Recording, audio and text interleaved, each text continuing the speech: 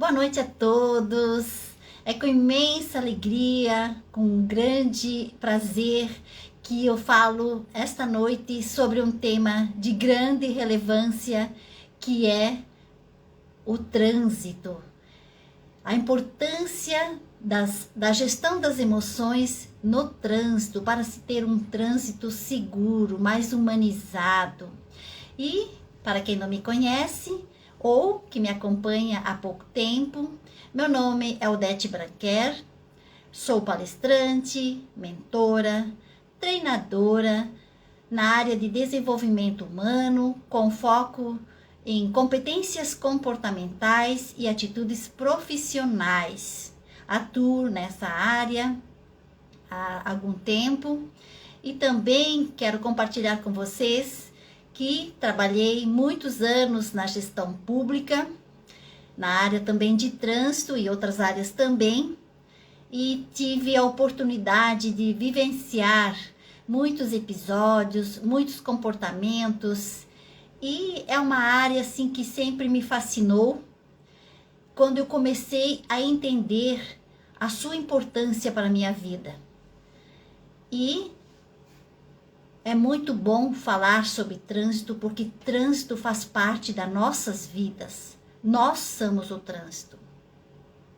Também nesta noite nós queremos falar sobre a autorresponsabilidade, vamos falar sobre as estatísticas, vamos falar também sobre como nós podemos gerenciar as nossas emoções diante de todos os acontecimentos, não somente no trânsito, mas na nossa vida em si.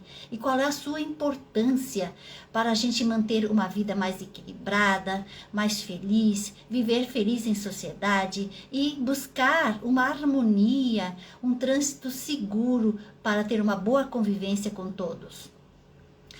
Eu sempre digo que se nós somos o trânsito, por que nós geramos essa violência? Se o trânsito é feito com base nas nossas decisões e dos nossos comportamentos, por que refletimos isso nas ruas, na vida, naquele ambiente?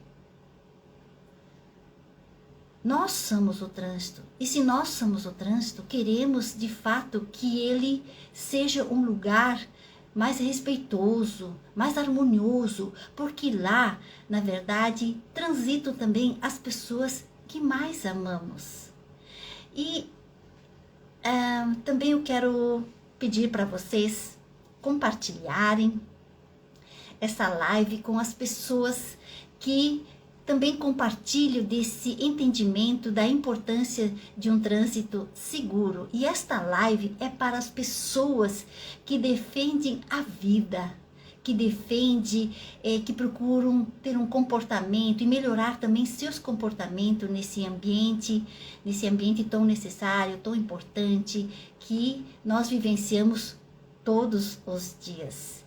Então compartilhem essa live e durante a live também dê o seu like se você estiver gostando e convide pessoas para participar. Também, se ao final vocês tiverem dúvidas, por favor, sintam-se à vontade, façam suas perguntas e também pode encaminhar no meu direct e também no direct do meu convidado especial, que eu quero falar e logo em seguida também irei chamá-lo, que é o Edson, me desculpa, deu um branco aqui, desculpa, que é o Emerson Luiz Andrade, especialista na área de trânsito, que tem um currículo vasto, que eu preciso até ler aqui, é consultor de trânsito e transporte, policial rodoviário estadual de Santa Catarina, atualmente na reserva, especialista em meio ambiente, gestão e segurança de trânsito, bacharel em direito, coordenador pedagógico do curso de formação e atualização de agentes de trânsito da Ascontran, professor membro do grupo de trabalho de atualização da legislação junto ao Denatran, no período de 2017 a 2020. E quero chamar aqui agora o meu convidado especial para falar desse tema tão importante nesta noite. Um momentinho, deixa eu ver. Um minuto.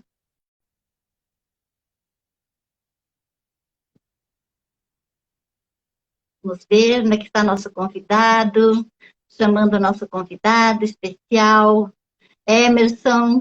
Emerson, olá, boa noite. Boa noite. Primeiro, me Tá me perdoe ouvindo por bem? ter dado um branco ali no seu nome. Você está me ouvindo?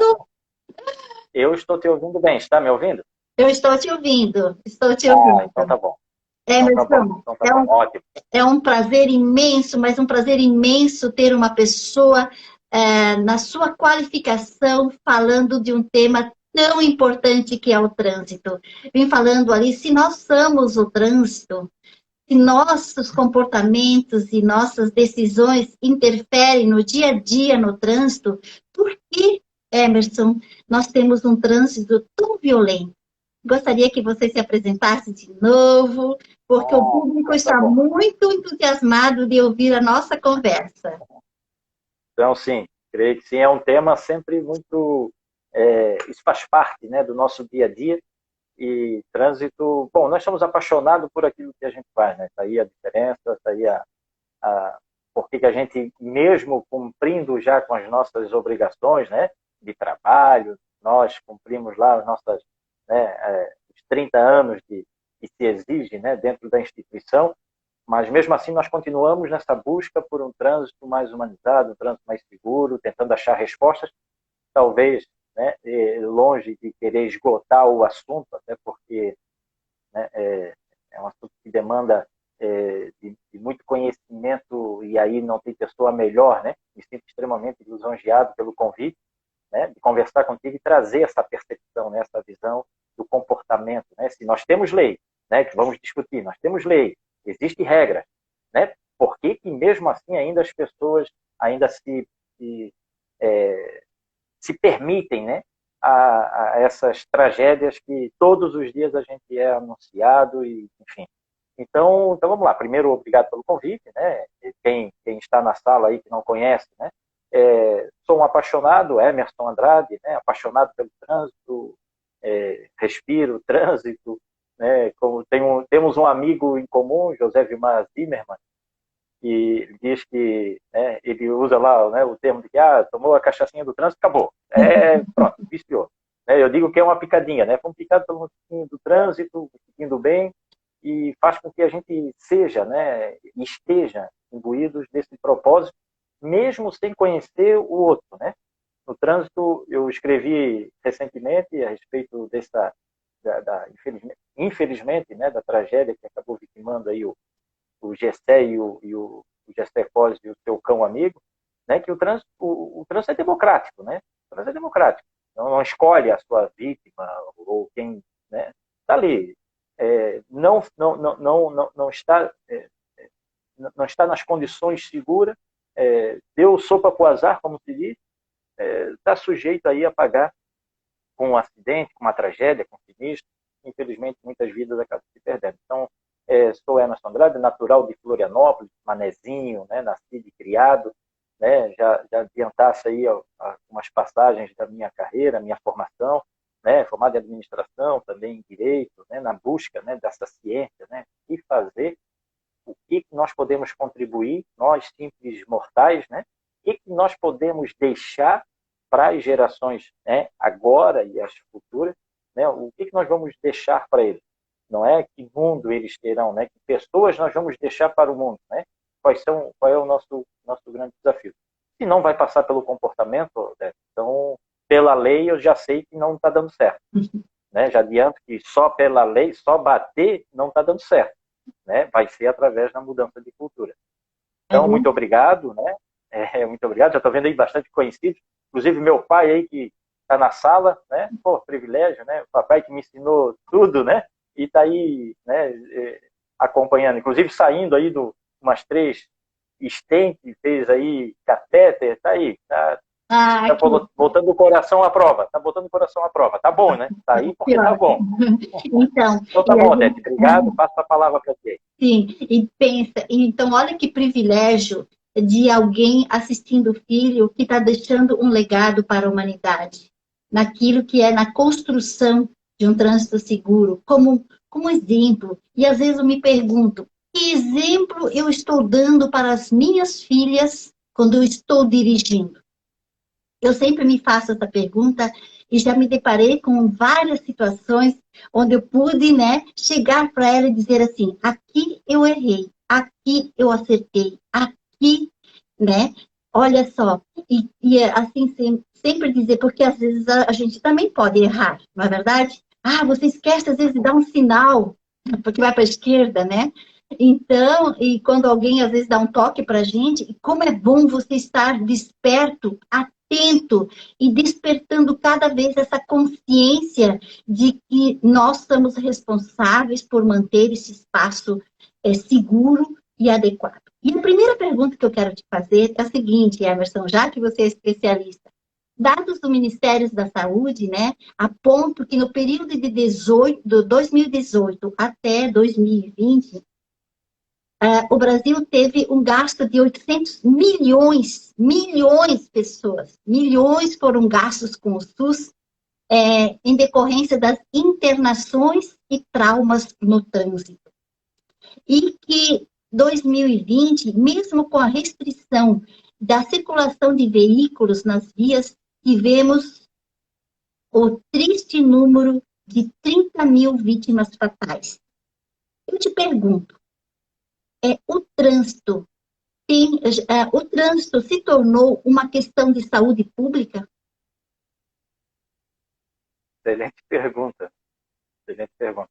Já, para quem, Odete, para quem não está habituado, né, a estes números, esses valores que você trouxe, né, valores em termos de gasto e principalmente de vidas que são perdidas no nosso trânsito, quem não está acostumado com isso passa batido e nem se dá conta, né, desse problemaço, né? Nós já respondo que sim, é um problema de saúde pública e que precisa urgente de para ontem, né? Que são informações que você traz de 2018, 2019, 2020, e já te provoco, né? E a todos que estão aí nos acompanhando, de que 2021, 2022 não é diferente. Não é diferente. Ou seja, é um problema que nós temos há anos e que não é tratado, esse problema não é eu não gosto de falar números porque lida com vidas, né? São 30 mil pessoas, né? São famílias que estão destroçadas pela tragédia, pelo acidente de trânsito. Então, mas são problemas da sociedade, está aqui posta para nós, e o que me assusta é que as pessoas não se dão conta disso. Não se dão conta. Quando a tragédia acontece, por que a gente se comove com uma tragédia, um acidente de trânsito? Vou usar o exemplo, e me permita, né? Não sei se de repente até alguém muito próximo do Gessé, eu só fui conhecer o Gessé Cos pelas redes sociais, né? O Fusca, um sonhador, um cão amigo, viajando pelas Américas, né? Através da realização de um sonho. Aí quando ele morre, o mundo se comoveu. Não tem quem não se comovesse com aquela cena daquele veículo dele capotado, né? Uma colisão frontal e ele morre, o cachorro dele, amigo, morre também. Não tem como a gente não se comover. Mas a gente se comove porque teve um certo contato. Porque todos os dias morrem vítimas de acidente de trânsito uma média de 120 pessoas só no Brasil. É muita coisa, mas a gente não se comove. Não se comove, Emerson, porque não chegou até nós. Parece que está muito distante. Está acontecendo com o outro, não está acontecendo comigo. Agora sim, como você relatou essa experiência desse jovem, né? É porque ele estava nas mídias sociais, estavam ali. E hoje mesmo os jornais trazem aquele jornalista, né? Que quando foi lá fazer a live sobre o acidente, identificou que era o próprio filho. Esse é um dado muito triste. E esses dados dos custos do SUS, eu acredito que a grande maioria das pessoas não tem essa noção dos altos custos sociais de um acidente de trânsito. E eu acredito que Excelente. você tem ali esse dado, né, Emerson? Porque você lida O reflexo disso, né? O reflexo disso para a sociedade, né? o reflexo disso para a sociedade. Quando o Estado qualquer, e tens uma experiência vasta nisso, né? Administração pública, né? Sim. Quando o Estado, quando o ente federado, ele deixa de receber algo, né? Ou deixa de aplicar algo, né? A verba em determinada área, quem perde somos nós. Quem perde é a sociedade, é a ponta do iceberg. Quem é que precisa de educação? Quem é que precisa de saúde? Né? Quem precisa de segurança pública? Somos nós, é a sociedade. E quando o custo de um acidente, e a gente conversava, quando a gente montou, né, começamos a montar essa nossa conversa, e a gente vai pesquisando, né, para trazer essas informações aos colegas aí que estão nos acompanhando, quando a gente vai atualizando essas informações, a gente se assusta. O IPEA, para quem, e aí eu não consigo colocar isso aqui, eu não, a rede social é ótima quando a gente sabe usar, né? Quando a gente não sabe, eu nem vou me arriscar a escrever, porque senão eu saio. Eu aperto onde não deve. Eu sempre digo assim, ó, fica à vontade, mas não mexe em nada. Para não estragar, está funcionando, não mexe em nada. Mas eu já reforço, quem está nos acompanhando, né? Acessem o site do IPEA. IPEA é o Instituto de Pesquisa Econômica Aplicada, e ele vem acompanhando essa evolução, né, anualmente desses números, desse alarmante, desse problema social que é o custo do acidente, o impacto que ele tem na sociedade, e que é assustador, né? No ano de 2020, eu tenho aqui, que até usei nas palestras agora do Maio, em função do movimento Maio Amarelo, no país, em média, a cada hora morrem 5 pessoas. Hoje, né? A cada hora, 5 pessoas, cada hora. O INSS gasta 8 bilhões por ano. Bilhões. Com aposentadorias, né? Com aposentadorias, né, Emerson? 8 bilhões com aposentadorias, né? Só com os reflexos dos acidentes. Isso, então para as pessoas entenderem, mas como o INSS gasta? Porque muitas pessoas, elas ficam inválidas para o trabalho e elas são aposentadas. Então veja o número alarmante, 8 milhões que você falou? 8 bilhões. 8 bilhões. 8 bilhões. Gente. O INSS gasta. É o custo social, nós pagamos, né? Não é o INSS, é eu, você. Sim. Né? A gente vem acompanhando, quem vem acompanhando aí as recentes tentativas de reforma, né? Política, reforma administrativa, reforma previdenciária, reforma disso, para tentar trazer 15 bilhões de um lado, trazer 20 bilhões de outro. A morte por acidente de trânsito, colocando tudo no lugar só, o custo de um acidente de trânsito, dos acidentes de trânsito para a nação, tá, por ano, é 50 bilhões de reais. 50 bilhões de reais é o custo do acidente de trânsito, né, das tragédias, para a nossa nação. Olha o impacto disso na saúde, olha o impacto disso na educação, olha o impacto disso no cotidiano, né, nas vias, né, naquilo que era para ser. Né? E aí, claro, e a conclusão do IPEA, né, quando ele conclui essa pesquisa, e aí a metodologia está relacionada ao custo hospitalar, o custo com o INSS, pega normalmente um jovem, né, que é a média, né, que mais acaba se envolvendo. Então ele faz uma média. Enquanto o Estado deu todas as condições para aquele jovem, né, se formar, ter uma profissão, a hora que ele seria mola propulsora, dar o retorno, dar a sua contrapartida para o Estado, né, para a sociedade, aí ele acaba ou se vitimando, e como você falou, o INSS é com as pessoas que ficam com uma enfermidade, com alguma deficiência que acabam se aposentando. Mas para cada acidente, cada morte no trânsito, nós temos uma média de 5 pessoas que ficam com sequelas irreversíveis.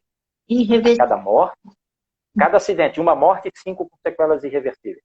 E nesta conclusão, só para a gente, nessa parte de custos, né, os acidentes de trânsito no Brasil matam cerca de 40, isso são palavras lá da conclusão, não estou tirando, ou melhor, abre aspas, conclusão do IPEA. Os acidentes de trânsito no Brasil matam cerca de 45 mil pessoas por ano e deixam mais de 300 mil pessoas com lesões graves. E uma estimativa conservadora, observou-se que os acidentes em rodovias custam à sociedade brasileira uma média de 40 bilhões, enquanto dentro do perímetro urbano, 10 bilhões, ou seja, 50 bilhões por ano. Além do... Bom, falando de custos, isso dá para mensurar, né? Isso dá para mensurar. Quanto é que custa um acidente? Ah, tudo bem, vai lá, tem metodologia, né, para isso, né, para fazer essa pesquisa. Mas quanto custa essa vida, Odete? Quanto custa essa vida? Quanto custa essa vida? E você, não sei se é isso, né?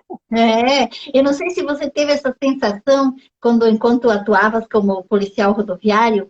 Eu observava isso muito lá no trânsito, aqui de Blumenau, que havia um desrespeito muito grande desses agentes, dessas autoridades de trânsito das vias públicas. Mas eles eram muito importantes, eles eram muito lembrados no momento do acidente. Engraçado, né? No momento da maior fragilidade humana, eles lembram que tem uma autoridade que zela pela vida das pessoas.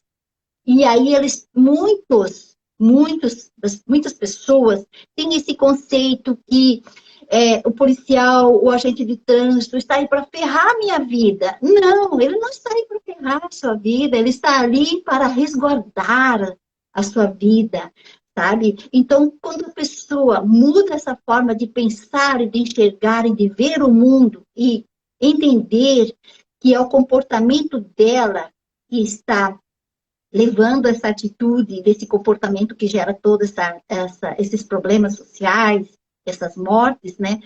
As coisas vão começar a melhorar, né? Quem passa por um processo desse, bom, o pai sempre ensina a gente assim, né? Tu aprende pelo amor ou pela dor, né? Aí peço ajuda aí especializada, por isso estamos com a pessoa correta, né? Mudo o comportamento por vontade, né? Mudo as minhas ações. Eu tenho que fazer coisas diferentes para ter resultados diferentes, né? É bem isso. Eu não vou conseguir ter resultado diferente se eu continuar fazendo as mesmas coisas. A gente vê isso muito na virada do ano, né? No dia 31, às 23 horas e 55 minutos, né? O ano que vem vai ser diferente, vou fazer academia, vou fazer regime, vou fazer isso, mas não faço nada. Vira o ano e eu continuo fazendo as mesmas coisas, então eu terei os mesmos resultados. Né? Então a gente aprende pelo amor ou a gente aprende pela dor. Claro, o inteligente vai aprender com seus erros, né?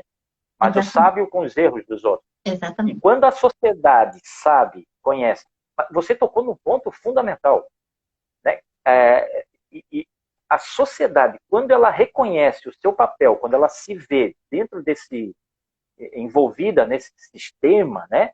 Que é bem sistemático o trânsito, quando ela entende o seu papel, ótimo, nós conquistamos uma pessoa. Agora, quando ela não se vê ainda dentro, que a culpa é sempre do outro, a culpa é da polícia que fiscaliza, a culpa é do agente de trânsito que só quer mudar, não, aí é uma pessoa que a gente tem que trabalhar bastante. Não tiro aqui, e aí deixar bem claro, né, dos erros, né, praticados por gestores. Né? Tenho trabalhado muito em relação a isso. Tem colegas que têm trabalhado muito. Santa Catarina, eu posso dizer assim, tem um celeiro, nós temos aí uma geração de jovens autoridades de trânsito que dá gosto de ver. Dá gosto de ver. Dá gosto de ver. São pessoas que estão comprometidas com a causa, né? Nós temos aqui Itajaí, o Robson, que está comprometido, Paulinho Sestrem, que é de Brusque, que está comprometido com o trânsito, sempre Sheila, de Indaial, né? Que sempre na busca, não sabe, pergunta, vai estudar, vai se especializar, Blumenau, né? Palhoça, Sombrio, a Eliana lá em Tuporanga, são jovens, são fôlegos novos, com uma visão, com os conceitos bem definidos do que é gestão, né? É o pontapé inicial, se ver dentro desse sistema qual é o meu papel no trânsito como gestor, né? Isso. Qual é o meu papel? E é uma fala que eu vou ter amanhã, né? Sobre a gestão do trânsito. Mas entender, e eu como pessoa, qual é o meu comportamento no trânsito? O que eu faço no O que trânsito? eu faço? Eu vou ser estatista? Eu vou ser estatista? Né? Qual é a função do policial? Qual é a função do policial, do agente de trânsito? Está lá para resguardar. Tem uma fala, Odete, me permite, que foi o comandante da Polícia Rodoviária Estadual de Santa Catarina, Sim. O Coronel Norberto, que na ocasião que a gente estava completando 40 anos aqui em Santa Catarina, eu fui o mestre de cerimônias aí em algumas cidades aí, e inclusive em Blumenau na época, residia e atuava também em Blumenau, né, hoje aqui no litoral norte, e ele dizia que é o seguinte: contabilizar as tragédias está ali, né, são números e não há o que se discutir.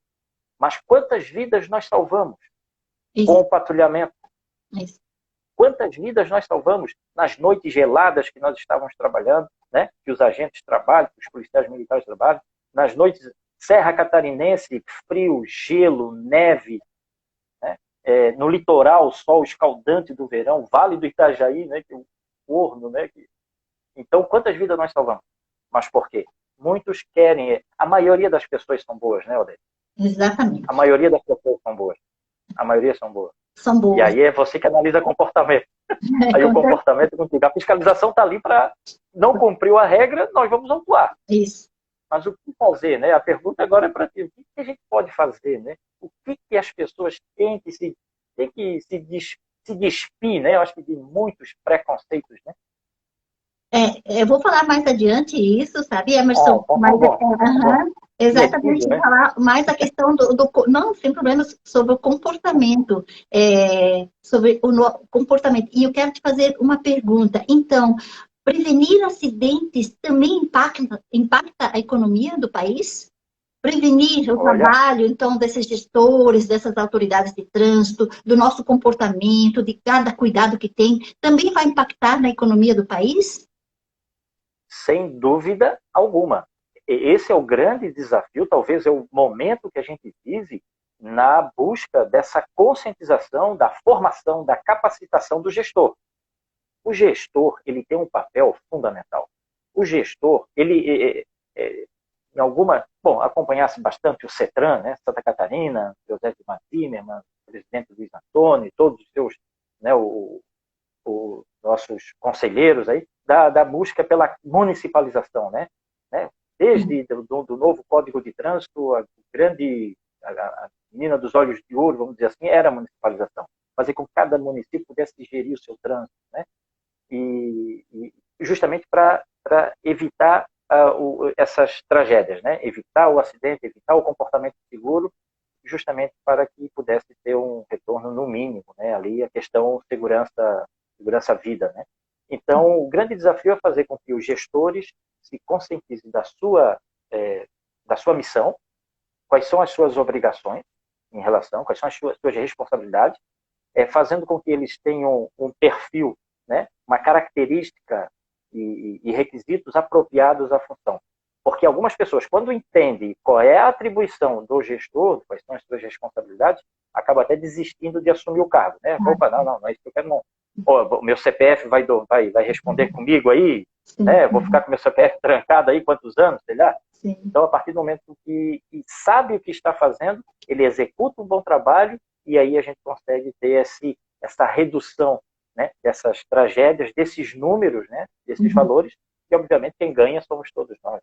Sim. Mas ainda a gente está muito aquém disso, tá? Muito aquém disso, exatamente. Estamos muito aquém. Né? Essa mudança as pessoas se arriscam muito. Exatamente.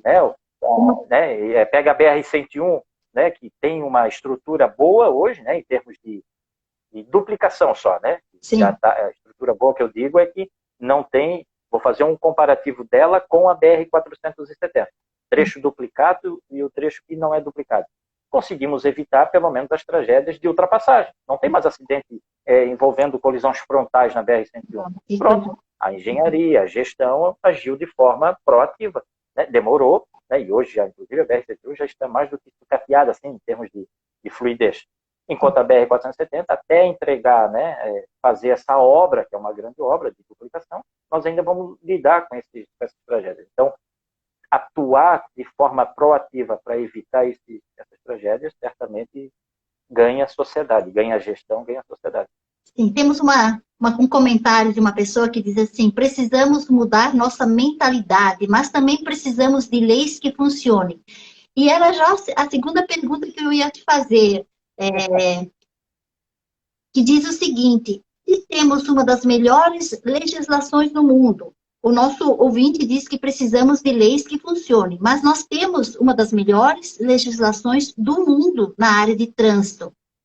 Se temos uma das melhores legislações, por que configuramos o quarto lugar em termos de acidentes de trânsito no mundo? Será que é apenas o nosso comportamento? Temos as leis, temos as autoridades de trânsito que estão na rua, temos os gestores. O que está faltando? É de fato o comportamento, que nós iremos conversar depois com mais profundidade? É de fato só isso? Porque se o agente de trânsito ele autua, porque ele gera a indústria da multa. Mas nós temos uma legislação rica. Nossa, temos quantas resoluções hoje? A última contagem que eu tinha feito era mais de 40. E agora? Deve ter muito mais resoluções, né? Que complementam o Código de Trânsito. Nós temos uma vasta legislação. O que precisamos, então? Vamos lá. Eu respondo e seria o conjunto da obra, né? É o conjunto da obra. A lei é boa, né? Muitos municípios têm as suas equipes de fiscalização, aqueles que não têm, é a própria Polícia Militar que faz, né? Isso dentro do perímetro urbano. Então, eu penso que é o conjunto da obra. A lei é boa, os agentes estão fiscalizando, mas o Estado ele tem uma letargia ao punir o infrator. Ele demora muito para punir. Essa sensação de impunidade, essa sensação não, a impunidade vai gerando, né, esse comportamento. Se ele fez e não foi punido, então, o colega lá foi pego pela blitz, estava bebendo, todo mundo viu, foi na frente de casa, né, foi lá na rua, todo mundo viu, mas no outro dia ele estava lá, pegou a carteira dele e estava dirigindo. Essa sensação, até isso faz parte do processo, né? Vivemos num país democrático, né? Onde nós temos que lutar para manter, né, o contraditório, ampla defesa, isso tem que... Mas é tanto recurso, é tão longo os prazos que o Estado acaba deixando, né, para fazer a efetiva punição e gera essa sensação de impunidade. Tanto é que a recente alteração provocada pela Lei 14.071, de 2020, ela alterou aí o processo administrativo, alterou o artigo 261, no que diz respeito especificamente à pontuação, né? Aquela que o condutor, caso atingisse aquele número, né, de pontos, tivesse o seu direito de dirigir suspenso. Então, ela teve um efeito bombástico no trânsito. Né? Mexeram no lugar que não era para mexer. Né? Santa Catarina, nós estamos com mais de 500 a 600 mil processos abertos de suspensão do direito de dirigir, dependendo de punição. Né? Eu sou relator de Jari. Né? Eu componho uma comissão estadual e comissão municipal. Né? Semana passada eu julguei um processo de 2012. Nossa! Como que vamos punir nós temos dois efeitos. Como nós temos a multa tem dois efeitos, né? A penalidade tem dois efeitos.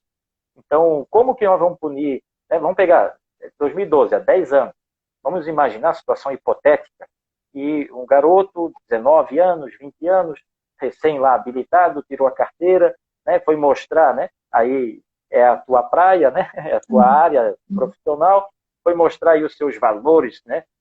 Se firmar como homem, né? Como alfa, mostrar que ele é habilidoso, né? Para os amigos, e nisso passa a fiscalização, vê que ele está dando cavalinho de pau, ou dirigindo sob efeito do álcool, vai lá o quê? Autua, recolhe a carteira, e aí dessa infração de trânsito gera a penalidade também de suspensão do direito de dirigir.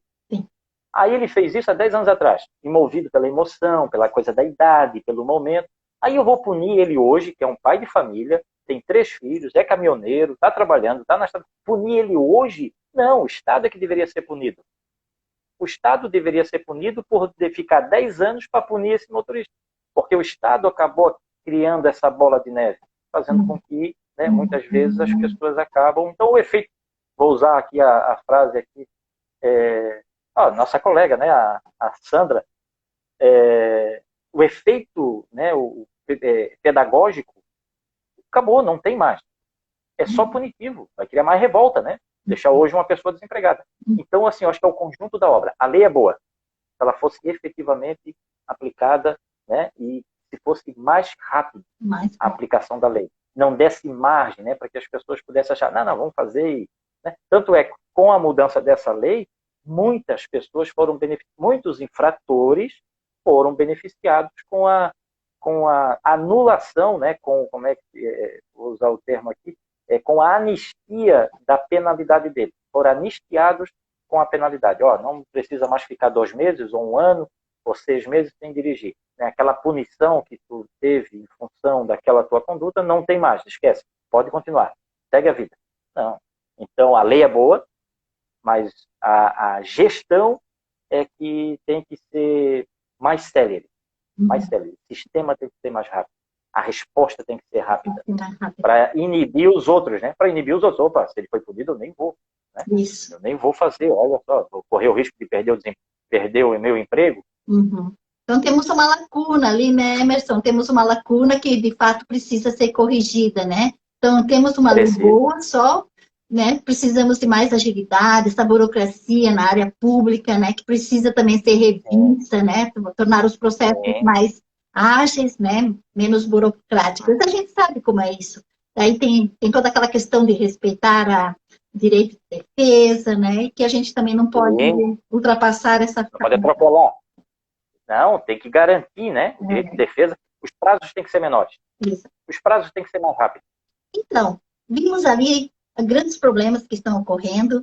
E as causas? Quais são as causas? Podemos falar um pouquinho sobre as causas que geram todos esses problemas, né?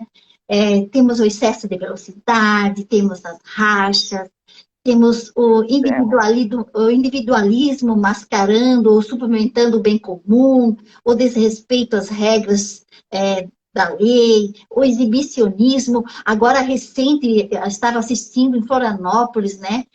Aquele exibicionismo tolo daqueles jovens comprometendo, colocando em risco sua vida e a vida dos demais, né? E eu sempre digo que o ser humano vive 2 grandes perigos, Emerson, 2 grandes perigos. Tem o senso da imortalidade. Ele vive como se ele nunca fosse morrer. E ele tem também a adaptabilidade. Ele se adapta muito fácil às coisas positivas quanto às coisas negativas. E quando nós entramos nessa onda de como estão acontecendo as coisas, nós paramos de ter a autoconsciência e achamos que nós nunca vamos morrer. Eu penso que a pandemia, ela trouxe um pouco, despertou em algumas pessoas essa importância da vida, que a vida é um piscar de olho, né? Mas outras pessoas parece que não despertaram para isso.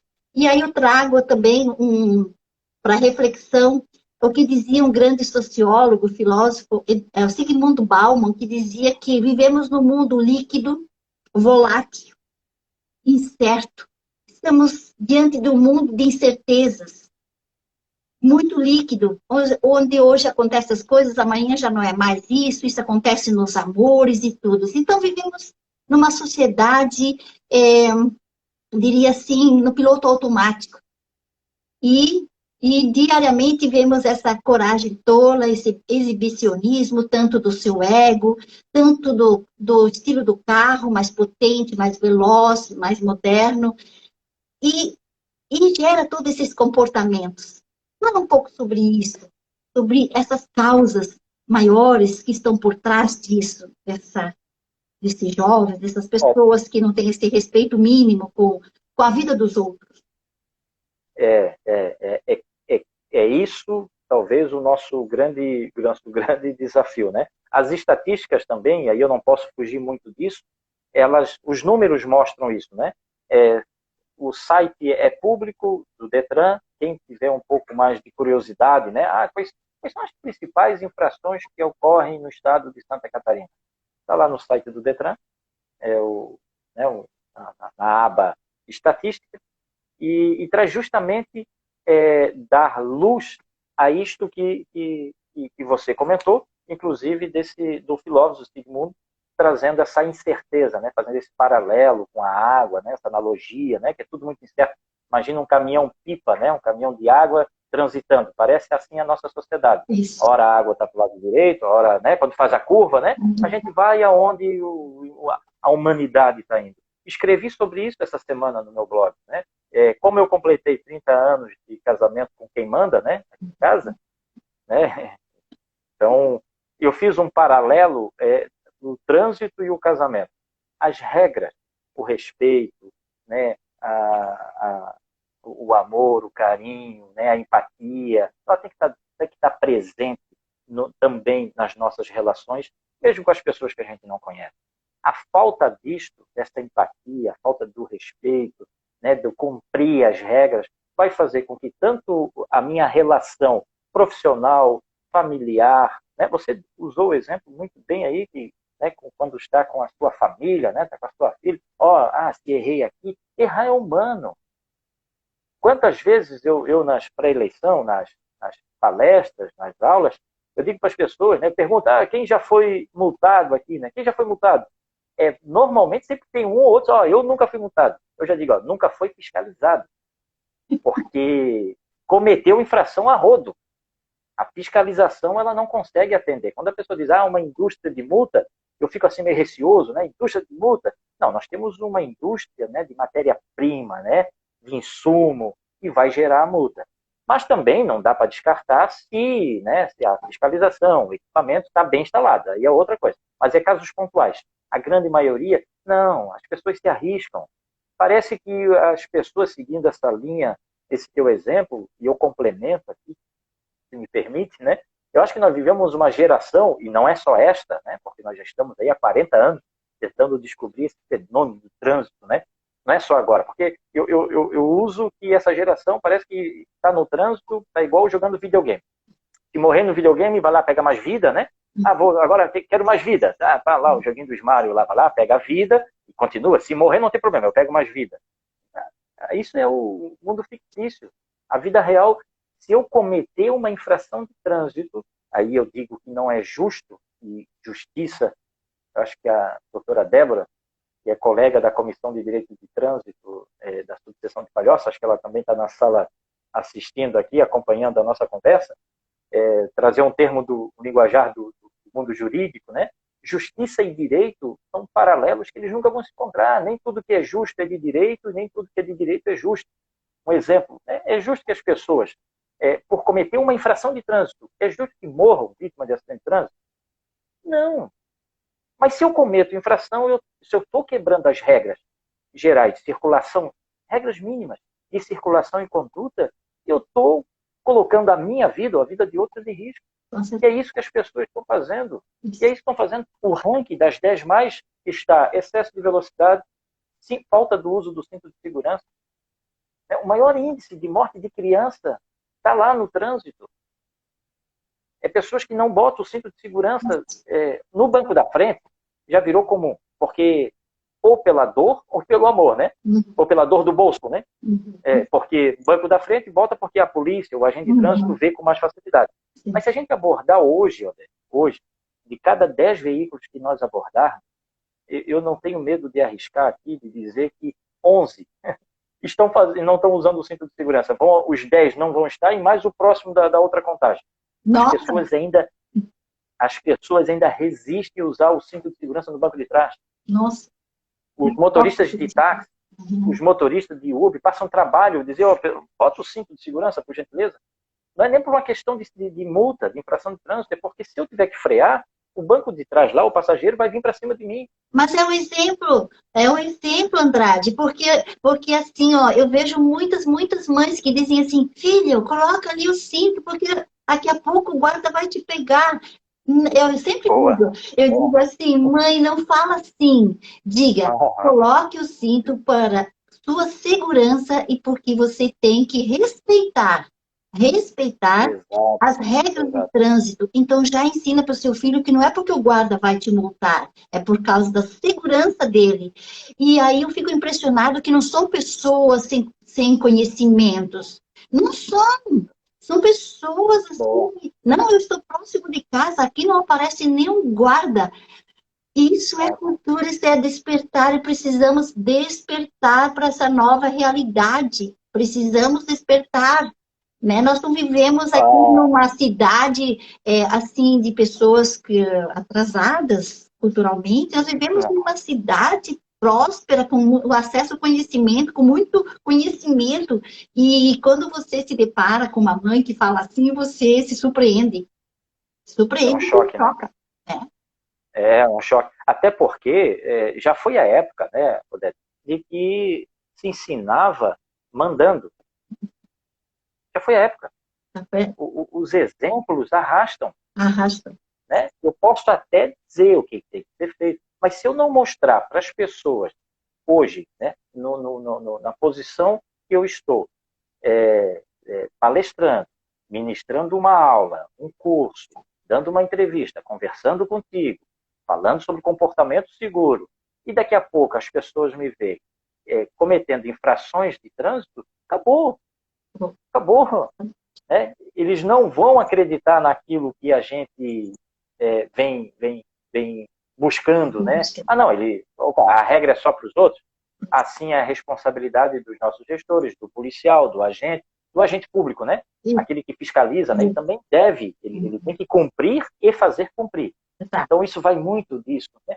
E aí como é que fica lá na frente da escola, né? Muitas escolas, a gente passou por isso, os pais pedindo mais segurança na frente da escola. Aí quando deixa o seu filho, para o carro em cima da faixa de pedestre para descer o seu filho.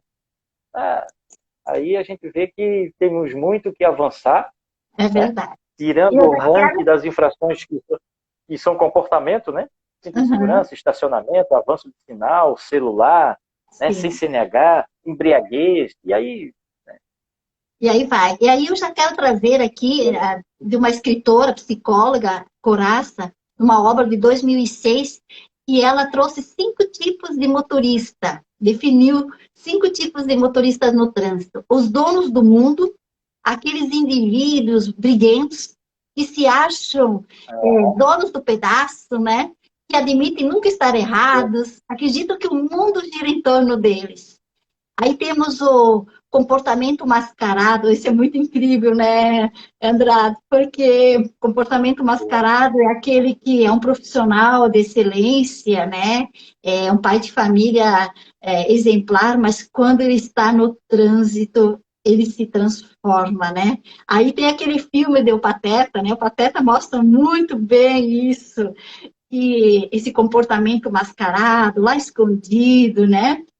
Que eu consigo camuflar minhas emoções, meus sentimentos, mas quando eu estou lá no trânsito, eu deixo, né, que isso se extrapole. E os cautelosos, que são as pessoas cautelosas, né, que possuem um comportamento calmo, cuidadoso, tranquilo, né?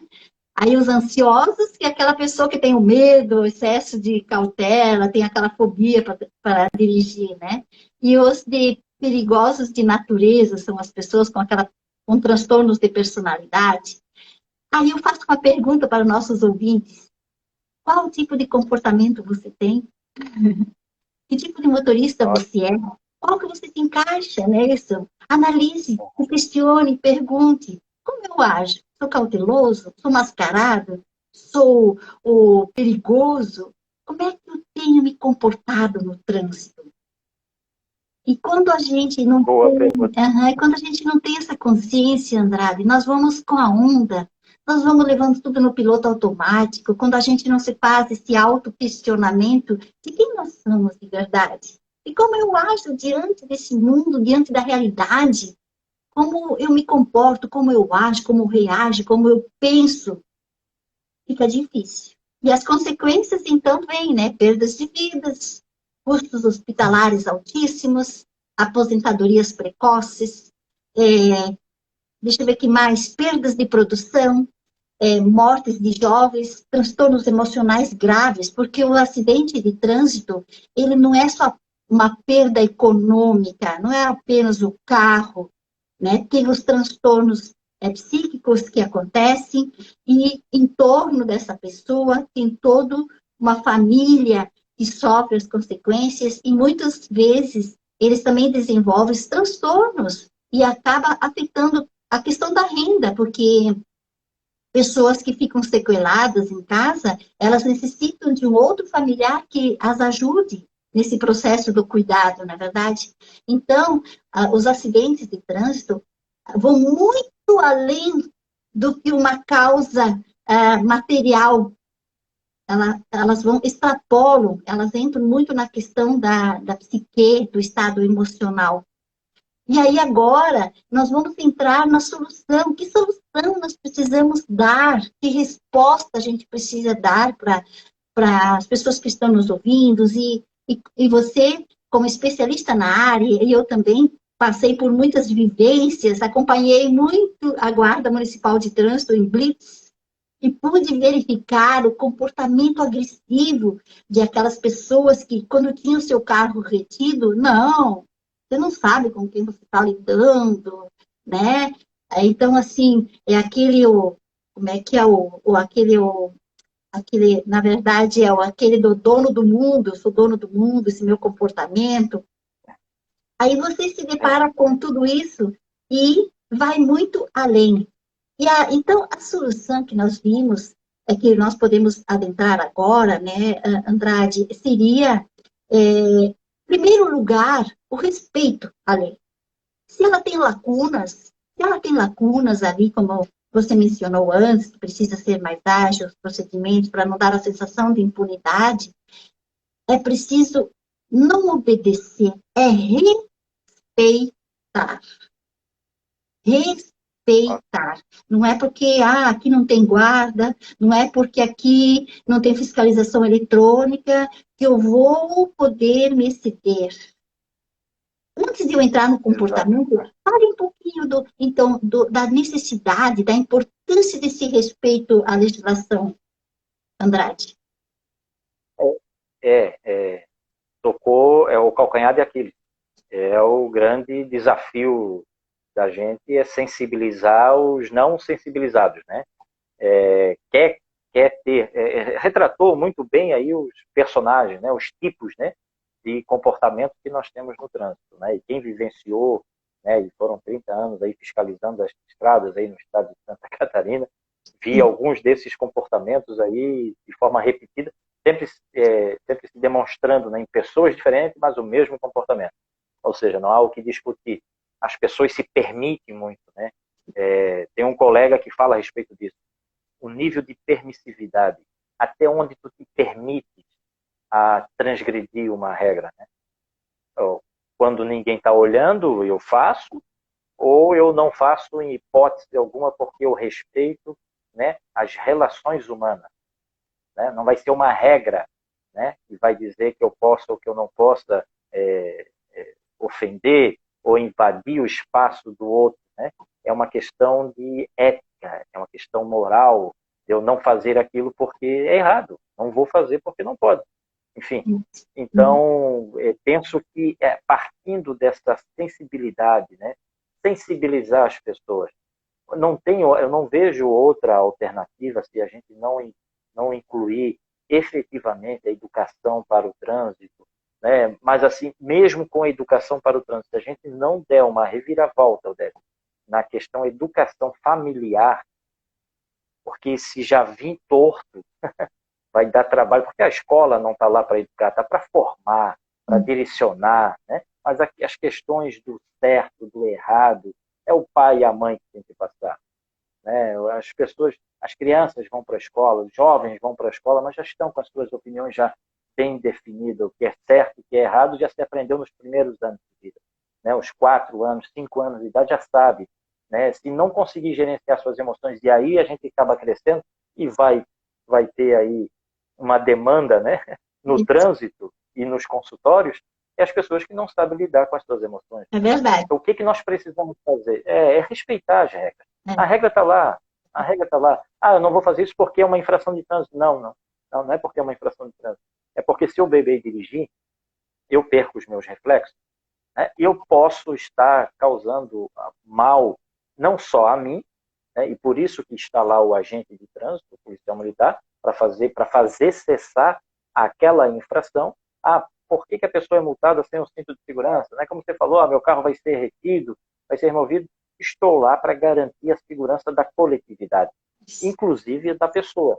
Tem um papel, a abordagem, e aí eu sou um adepto, né, de que tem que fazer abordagem, por mais inseguro que seja, né, há muita reivindicação por parte dos agentes de segurança, principalmente quando não se trabalha armado, mas a abordagem, fazer cessar a prática da infração, tem dois papéis fundamentais. Uma é o efeito pedagógico, que tu, né, aborda ali e cientifica a pessoa do perigo que ela está cometendo se continuar se dirigindo, e outra a própria penalidade, né, que é a infração de trânsito. Né, que aí depois... Então tem dois efeitos. Mas, principalmente, sensibilizá-lo do perigo que é em cometer a infração.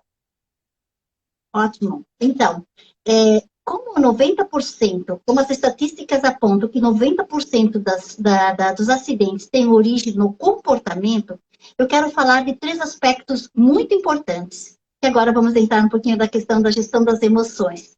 E aí eu quero começar com um episódio. Desculpa.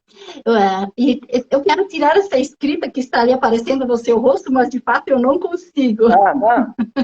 Nem te preocupa, nem te preocupa. Tem um episódio que retrata muito bem isso. Acontece com um executivo, um grande diretor de uma empresa de laboratórios, uma empresa multinacional. Ele trabalhava muitos anos nessa empresa, tinha uma carreira brilhante, e ele estava cotado, ele era a bola da vez para assumir um cargo de CEO na América Latina. Era brasileiro, morava nos Estados Unidos, era uma pessoa muito competente, respeitada, profissional de excelência. Mas quando ele veio ao Brasil e se dirigiu ao escritório em São Paulo para fazer a sua entrevista para esse cargo tão almejado, eis que alguém cortou a sua frente ou fechou no trânsito e ele instintivamente baixou o vidro do carro e fez aquele aceno obsceno que muitas pessoas conhecem no trânsito e seguiu o seu caminho. Foi até o estacionamento, estacionou seu carro, se dirigiu à empresa, ao escritório, foi anunciado pela secretária e olha a grande surpresa. Quando ele adentrou a sala para fazer a entrevista, quem era a pessoa que estava lá sentada para fazer a entrevista? Pessoa que cortou a frente dele. Ele ficou tão decepcionado, tão amargurado com essa situação, né? E não foi aceito para a vaga. E ele desenvolveu uma doença gravíssima e veio a falecer. Então, esse é uma pequena história emblemática para mostrar que um comportamento tão simples no trânsito, de fazer um gesto obsceno, comprometeu a vida dessa pessoa. Isso é um pequeno fato. Agora, imagine você. Eu quero acelerar para chegar mais rápido no destino. E esse acelerar, alguns minutinhos a mais, só um minutinho. E esse acelerar um pouquinho a mais pode comprometer para sempre a sua vida. Ou levando à morte, ou levando a uma sequela que vai paralisar a sua vida. E aí eu trago o autoconhecimento. O autoconhecimento para quê? Sócrates já dizia, Andrade, conhece-te a ti mesmo. Mas como eu vou conhecer a mim mesmo? Como é que eu vou conhecer as minhas atitudes no trânsito, meus comportamentos, minhas emoções, Porque eu não conheço a mim mesmo. E o que significa esse conhecer a si mesmo? Conhecer seus pensamentos, suas emoções, seus sentimentos, a forma como reage diante dos conflitos, diante dos problemas que surgem dia a dia, a forma como eu enxergo o mundo. Será que eu sou aquela pessoa que apenas acusa o outro, acusa o poder público, acuso o outro das questões que estão acontecendo? Ou será que eu trago para mim essa responsabilidade dos meus comportamentos? Então, o autoconhecimento é algo que todos nós devemos desenvolver. E aí entra também a questão da gestão das emoções. E nós, em primeiro lugar, nós precisamos sair dessa matrix, desse mundo que sair do piloto automático e começar a tomar consciência de quem nós somos de fato. Quando eu começo a tomar essa consciência de quem eu sou, de como eu ajo, de como eu penso, de como eu enxergo o mundo, eu vou conseguir mudar aquilo que nós falamos antes. Mudar os meus comportamentos. Mas enquanto eu não tenho essa consciência, eu não vou mudar. E tem uma pesquisa muito alarmante que saiu em 2019, que diz que 86% dos brasileiros sofrem de algum tipo de transtorno emocional. E segundo Augusto Cury, que é um psiquiatra famosíssimo, ele diz que a cada 2 pessoas, uma terá desenvolvido o transtorno psiquiátrico. Imagina, nós estamos vivendo num mundo cheio de atrativos. Nós estamos doentes. Porque nós estamos tão voltados para fora, para o piloto automático, para as coisas que o mundo nos oferece. E esquecemos de buscar entender a nós mesmos, de voltar para dentro e entender quem nós somos de fato. E aí entram as emoções, a forma como eu me manifesto no mundo, como expresso minhas emoções, que é diferente a minha, da sua, dos nossos ouvintes. Cada um vai expressar as suas emoções de uma forma. E agora, se eu não conheço as minhas emoções, eu não sei nem o que é. Eu não sei nem o que é essa tal de emoção. Aí eu quero dizer aqui que a emoção é a que nos move a vida. A emoção é que dá movimento para fora. E a emoção é uma reação química em que dá entre o cérebro e o corpo físico, decorrente dos estímulos externos e internos. O estímulo que eu vou receber lá fora, uma provocação, uma agressão, uma afronta, eu vou me manifestar. E é também os estímulos internos, as minhas decepções, as minhas angústias, as minhas perdas. Isso tudo vai se manifestar no nosso corpo físico, né? Nossas glândulas suprarrenais, elas começam a expelir a adrenalina e começa então, né, minha pupila dilatar, o meu sangue correr de forma mais intensa no meu corpo, e para se preparar, na verdade, para a ação. E as emoções, elas estão no nosso inconsciente, elas são automáticas e elas são velozes, elas irão se manifestar. Quando eu não me conheço, quando eu não sei quem eu sou, que papel eu tenho nesse mundo, elas virão. Elas virão. E agora, o que eu tenho que... A questão é que elas vêm, mas o que eu vou fazer com elas? É como eu vou gerenciar essa emoção que vai se manifestar na minha vida diante daquele fato. E os estudiosos falam das 5 importantes emoções que cercam a nossa vida, que é a raiva, que é o medo, que é a tristeza, que é o asco e a alegria. São 5 emoções básicas que fazem parte das nossas vidas. E aí eu digo que as emoções todas são importantes, essenciais, quando utilizadas na medida certa, na hora certa, na intensidade certa. Por exemplo, o medo, quando você está dirigindo numa noite escura numa rodovia, com chuva, neblina, buracos, você não fica com medo? Então, o medo, ele tem a função de nos proteger. Já a raiva, ela dá um incentivo para você fazer algo que às vezes as coisas não acontecem quando a gente não acontece da forma como nós gostaríamos. Aí a gente sempre traz, por exemplo, uma dona de casa quando está ali com raiva, com aquela casa suja que quer limpar, vamos fazer acontecer. Então a raiva ela é boa, você se imbui dessa energia para fazer a coisa funcionar. Agora, quando ela extrapola os limites, que vai para agressão, para afronta, e que eu não tenho controle, que eu não entendo ela, ela sai. Então, todas as emoções são importantes e boas para a nossa vida.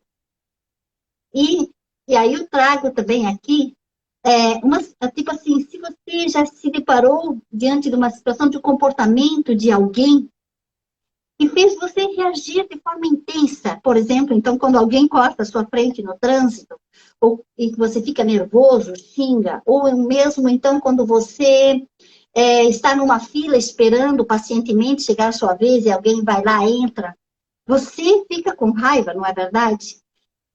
E você acha que é o comportamento da outra pessoa que desencadeou esse comportamento em você.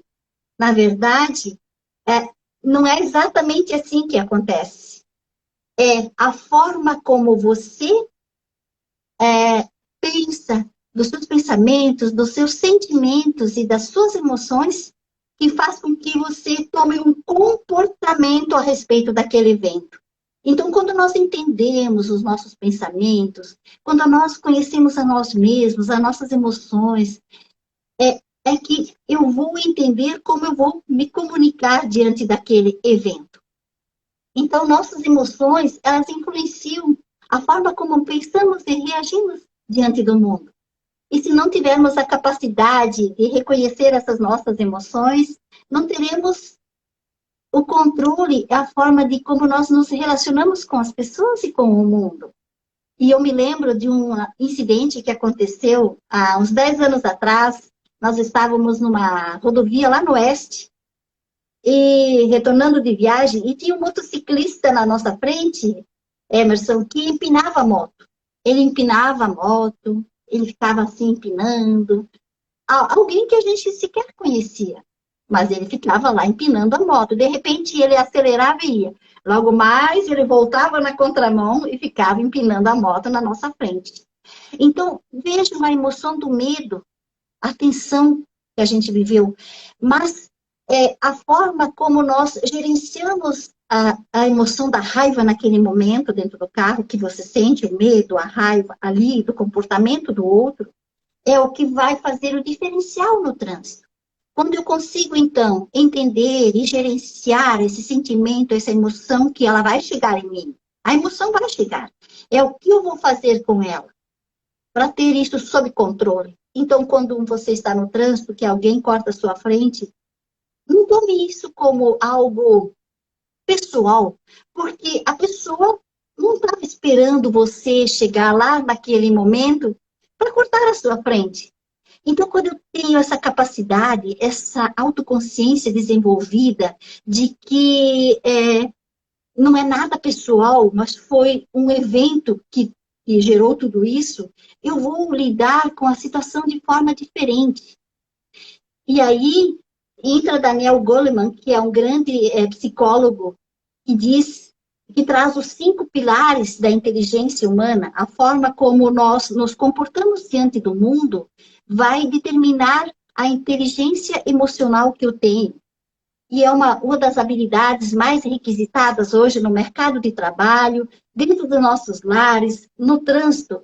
Quando eu tenho a inteligência emocional bem desenvolvida, que eu consigo gerenciar as minhas emoções, eu vou viver uma vida mais tranquila, mais feliz. Porque quando eu estou em desequilíbrio entre a minha emoção e a minha razão, eu também entro em desequilíbrio na questão da saúde, que nós temos um corpo que, na verdade, não pode ficar muito tempo em desequilíbrio. Você já percebeu isso? Quando você está muito triste por um longo período, as emoções, elas são mensageiras, elas te dão sinais de que você não está bem. Ou quando você está com uma raiva intensa, qualquer coisa que alguém fala e você já se manifesta, a emoção também já te dá um sinal de que algo não está bem. E aí o Daniel Goleman, ele fala que os 5 pilares, que é a inteligência emocional, no primeiro momento, que é a capacidade de eu conhecer as minhas emoções e as emoções dos outros, e gerenciar as minhas emoções e as emoções nos relacionamentos. Olha só, essa capacidade. Então, o primeiro pilar da inteligência emocional, que vai refletir em todos os aspectos da nossa vida, e aqui em especial o trânsito, é a autoconsciência. O que é a autoconsciência, Andrade? É quando eu tenho consciência de que se alguém corta a minha frente, eu vou ficar com raiva, mas eu sei como lidar com aquela raiva. E aí eu tenho autoconsciência que se eu beber, eu vou perder os reflexos para dirigir. Então, quando eu desenvolvo essa autoconsciência, que se dá muito através do autoconhecimento, eu vou mudar a minha percepção de mundo e os meus comportamentos. E o segundo pilar que ele traz é a autorregulação. É você ter a capacidade de gerenciar essa emoção que chegou até você quando alguém cortou a sua frente no trânsito. Você vai ficar com raiva, mas você vai saber o que fazer com essa raiva. Você vai gerenciar isso.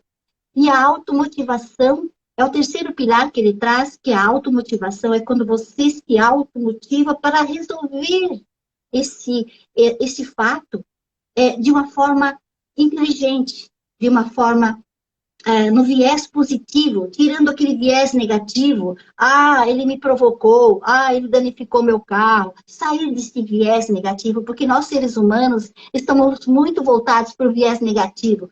Tudo é negativo, tudo é negativo, tudo é culpa do outro, tudo nós culpamos os outros por aquilo que o outro deixou de fazer para nós.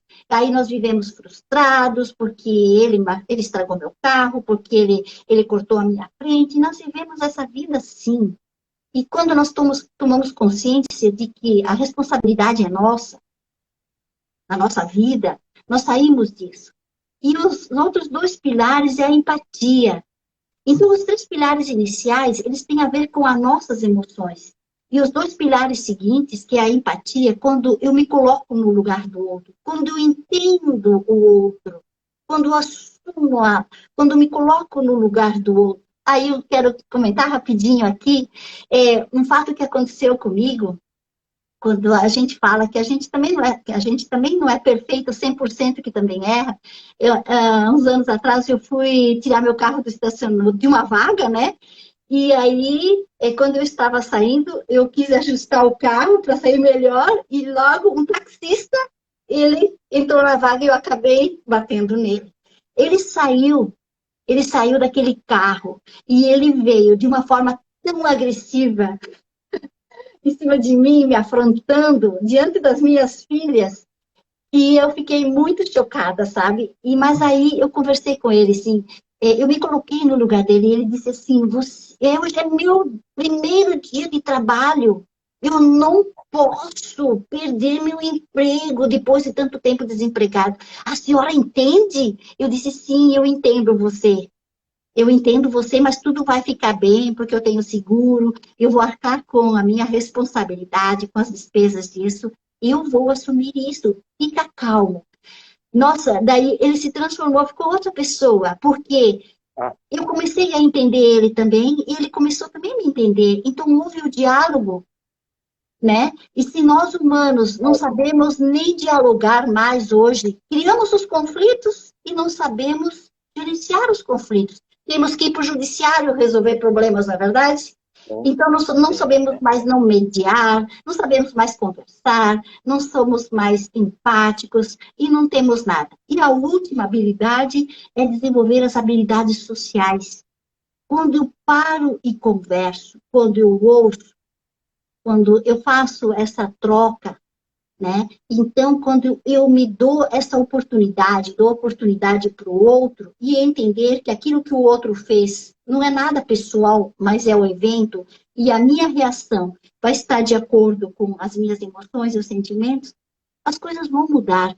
E aí eu quero chamar a atenção, então, de você ser autorresponsável por aquilo que acontece na sua vida, no dia a dia, e começar a fazer o teste na rua. Eu faço muito isso. Quando alguém corta a minha frente, como eu reajo? Como eu ajo? Né? Eu fico quieta, fico pensando, o problema é com ele, não é comigo, sabe? Quando várias situações que acontecem e eu vou testando. Quando alguém pede a vez, eu reduzo e já dou. E aí você vai criando uma harmonia consigo. Você não vai trazer aquela raiva para casa, você não vai trazer essa raiva para si. Está prejudicando a si mesmo. Vai chegar no trabalho estressado, com raiva, vai chegar em casa, vai descarregar. E quando nós tomamos essa consciência, Emerson, aí a gente vai mudar nossos comportamentos e eu tenho certeza que nós vamos mudar a situação no trânsito. Desculpa que eu falei um monte, Não, mas ótimo, eu ótimo, ótimo. Até porque não, tu traz aspectos científicos, né? Tu dá nome a tudo aquilo que acontece no trânsito. Conseguiu dar exemplos, né? Dessa salada mista que é o trânsito. Tem como nós melhorarmos a partir do momento que a gente primeiro, né? Primeiro ter essa iniciativa de reconhecer. conheço. Olha, é excelente. Deu uma aula aí de comportamento. Como identificar os comportamentos que a gente, né? Como se identificar, né? Rapidamente, e aí daqui a pouco tu já coloca aí mais informações, o pessoal que está aí nos acompanhando, né? E queiram se aprofundar mais, né? Acho que fundamental, o caminho é este. Quando se fala em educação para o trânsito, educação para o trânsito ela é externa, né? Aquilo que tu obviamente vais em busca, vai ser apresentado nos bancos de escola, mas o autoconhecimento é fundamental. O autoconhecimento é fundamental. Saber identificar situações, colocar nas situações, né? Ter essa empatia, né? E isso quando tu tens o tempo. Eu faço uma comparação, tanto quanto bem simbólica e simples mesmo, é imaginar o seguinte, né? A gente fala muito no processo de formação, nós temos aí, inclusive, instrutores de trânsito nos acompanhando, né? O Marcos Souza de Gaspar, o Cirilo de Blumenau, que eu vi rapidamente entrando ali. Então, eles têm, né, o dia a dia deles, a profissão deles é formar os novos condutores. E a gente passa, né, e eu passei também por esse processo de formação, né, que instrutor que estou também, a gente fala na parte da direção defensiva, né, que tem técnicas, ver, pensar e agir. Então, o que tu falou, trazendo para a realidade, no trânsito, né, técnicas da direção defensiva. Eu tenho que ver, pensar e agir. Mas pensar o quê? O que eu vou pensar se o condutor não tem formação nenhuma, não tem conhecimento técnico, não se conhece, não tem o autoconhecimento, não tem essa relação intra. O que ele vai fazer? Talvez a resposta para as tragédias que a gente vem vivenciando no dia a dia, e há anos, há décadas, é justamente isso. Está faltando essa atitude, né, de buscar, de se conhecer, até onde eu posso ir. Né? Quantas pessoas acabam se envolvendo, se deixando levar por esses aspectos, por essas emoções que você trouxe, né? Acabam se deixando porque não sabem os seus limites, seja na bebida, seja no vício, né? Seja no trânsito, né? No excesso, na vontade de transgredir as regras. E aí eu faço uma comparação assim, tocar violão. Nem todo mundo tem habilidade de tocar violão, né? Assim são também os comportamentos no trânsito. Tem que conhecer, senão não vai saber como reagir. Isso. Tem um ditado que diz o seguinte, o meu lado bom eu conheço. Claro, é o meu lado bom, é aquilo que eu faço todos os dias. O meu lado ruim eu não conheço. Não me provoque, eu não sei até onde eu posso. Não, vai conhecer esse teu lado. Porque sem conhecê-lo, tu não sabe como que tu vai reagir frente a essas situações de uma infração de trânsito, essa que você relatou, do menino lá empinando a moto. Né? De repente eu vou ter um comportamento, vou achar que aquilo é uma ofensa, e não é comigo. Não tem é razão, comigo. a pessoa nem sabia que tu ia estar lá, nem sabe que tu existe. Vou Exatamente. eu me ofender com aquele comportamento? Né? Então, saber, identificar, se conhecer, se autoconhecer, se olhar mais no espelho, né? Se amar mais, dar mais espaço para si. Né? A vida é única. A vida é esse momento que a gente está vivendo. A vida é respirar, livrar dos pensamentos, né? Fazer mais meditação, se concentrar mais, respirar mais, né? Conhecer o seu íntimo, né? Isso é fundamental. A solução para um trânsito diferente vai ser isso. Né? Nós temos o J. Pedro Corrêa, foi um dos percussores aí do projeto, né, do programa Volvo Segurança no Trânsito no Mundo. Eu sou extremamente apaixonado por ele, né, por todas as obras que ele já escreveu, por toda a contribuição que ele fez para o trânsito. Né, ele tem uma fala, né, que diz que nós vamos mudar. Ele é um jornalista com uma visão para com o trânsito. Por mais que a vida dele foi trânsito, né, acho que a vida toda. Hoje ele mora em Curitiba. O J. Pedro sempre diz, só vamos mudar essa nossa realidade na hora que a gente conseguir criar uma cultura de segurança. Na hora que a gente tiver uma cultura de segurança, a nação tiver uma cultura de segurança, conhecer os seus limites, né, saber o que pode, até onde pode, né? Aí nós vamos trazer isso para o trânsito, vamos trazer isso para a segurança do trabalho, né? Vamos trazer para as nossas relações, para dentro de casa. Né? Se a gente pegar aí, quantos acidentes domésticos acontecem ainda por negligência, por imprudência, por imperícia, né? Justamente por não saber como se comportar frente a essas situações que nós estamos colocados. Né? A prova, a gente não sabe como reagir. É igual tocar o violão sem saber. Dá um violão, vê se vai sair alguma coisa. Vai sair nada, não sabe. Né? Então, aquela pessoa que se propôs a estudar, né? a entender, né? a harmonia das notas, se conhecer, eu me propus aquilo, então se propôs também ao trânsito. Primeiro, o trânsito é o caminho. Primeiro se propõe a te conhecer. Se propõe a te conhecer. Você se conhece? Eu sou Emerson Luiz Andrade. Muito bem. Tá, mas como é que eu sou? Como é que eu reajo? Quais são as minhas emoções? Qual é a minha história de vida? Né? Se valoriza. Que valores aí nós vamos começar a valorizar. Exatamente. Que valores, exato, né? Que valores conduzem a minha vida? Quais são meus pontos fortes? E daí, quando se trata de autoconhecimento, gestão das emoções, da inteligência emocional, a gente fala de autoconhecimento. Será que a Audete é apenas a Audete? Profissional, mãe, profissional, esposa, é isso, é aquilo. Será que eu sou só isso? Eu sou muito mais que isso. Quando nós entendemos que estamos num microcosmo diante do macrocosmo, que nós somos parte dessa grande consciência e que nós estamos conectados um com o outro e que nós dependemos um do outro, nós vamos mudar. E aí, esses dias eu estava assistindo um filme, foi o Globo Repórter, de sexta-feira, a função de cada animal no planeta, como eles fazem o seu papel contribuindo para a humanidade, para o planeta. Eu fiquei pensando, será que o homem ainda não despertou para isso? Que eu estou aqui para servir e para evoluir? Eu sirvo. Como é que eu sirvo? Nós servimos uns aos outros o tempo todo. Quando eu vou no mercado, tem alguém lá que trouxe o alimento para eu poder comprar, favorecer o que eu chegasse lá a comprar. No trabalho, nas informações, essa tecnologia que nós temos, alguém desenvolveu, alguém colocou à disposição para que eu tivesse uma vida melhor, tivesse acesso à informação. Olha só, quando nós despertamos essa consciência, quando nós despertamos em nós como nós precisamos mudar. E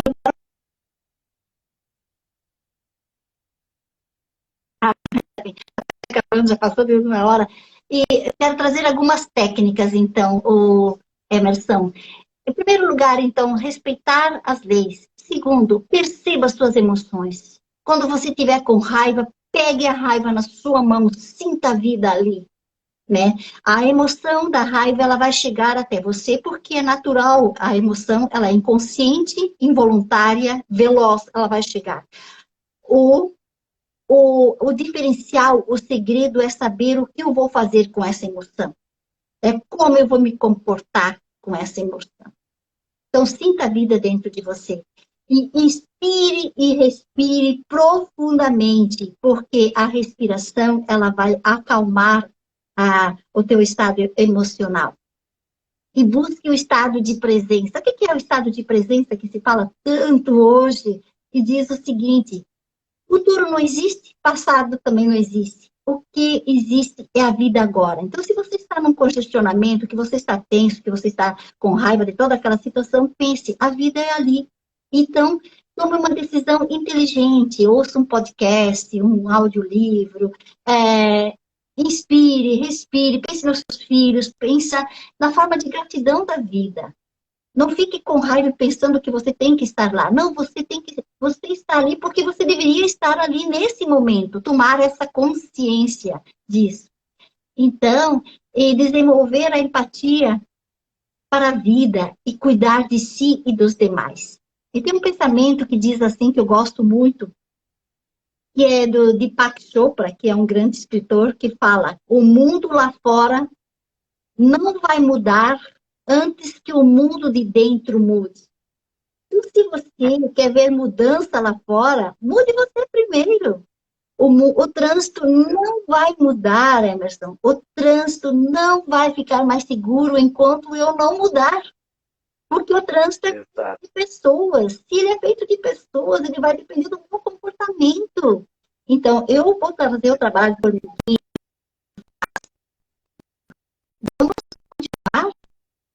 porque lá fora só é interno. E a vida muda no momento de decisão, como diz Tony Robbins, né? Pequenas ações nos levam a grandes resultados. Vamos começar, vamos chamar esse povo que está conosco para se unir, para dizer essa realidade. Vamos preservar nossas vidas, da vida das pessoas que mais amamos, que também estão no trânsito, dos nossos amigos e todas as pessoas. Criar essa cultura, né? E o pensamento final, antes de dar a palavra para você se despedir, diz que meu papel no mundo não é só o de quem constata o que ocorre, mas também o de quem intervém como sujeito de ocorrências. Não sou apenas objeto da história, mas seu sujeito igualmente. No mundo da história, da cultura, da política, constato não para me adaptar àquilo que está aí, mas para mudar. Esse pensamento é de Paulo Freire. Então, somos agentes da transformação.